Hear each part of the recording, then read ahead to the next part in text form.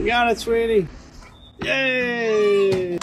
Wheel চেয়ারে বসে থাকা বড় বোনের মুখে হাসি ফোটাতে বাস্কেটবল হুপটি নিচু করে দিল ছোট ভাই। এরপর বোনটি বল ছুঁড়ে বাস্কেটে ফেলতে দুজনের উচ্ছ্বাসিত উদযাপন। মাত্র 15 সেকেন্ডের এই ভিডিওই ছুঁয়ে গেল লাখো মানুষের হৃদয়।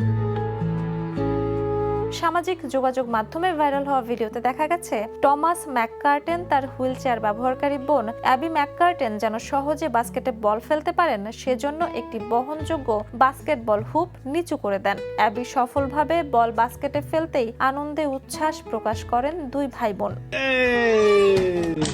জানা যায় অ্যাবির শৈশবে লেই সিনড্রোম নামে বিরল মাইটোকন্ড্রিয়াল রোগ ধরা পড়ে। তিনি কথা বলতে পারেন না এবং চলাচলের জন্য হুইল চেয়ারের উপর নির্ভরশীল। তবুও পরিবারের সদস্যরা সব ধরনের খেলাধুলা ও দৈনন্দিন কর্মকাণ্ডে তাকে সক্রিয়ভাবে অংশ নেওয়ার সুযোগ করে দেন।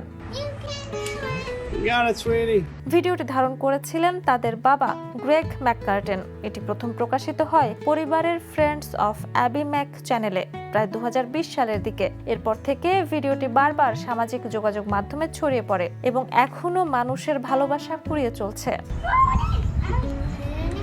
অনেক নেটিজেনের মতে এটি শুধু বাস্কেটবলের শটের গল্প নয়, বরং ভাই বোনের নিঃস্বার্থ ভালোবাসা, সহযোগিতা এবং অন্তর্ভুক্তিমূলক মানসিকতার এক অনন্য উদাহরণ। ছোট্ট টমাসের এই আচরণ মনে করিয়ে দেয় কারো পাশে দাঁড়াতে বড় কিছু নয়, প্রয়োজন শুধু আন্তরিকতা।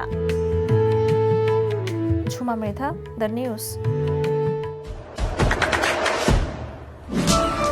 দেশে দেশে সবার সাথে, দ্য নিউজ।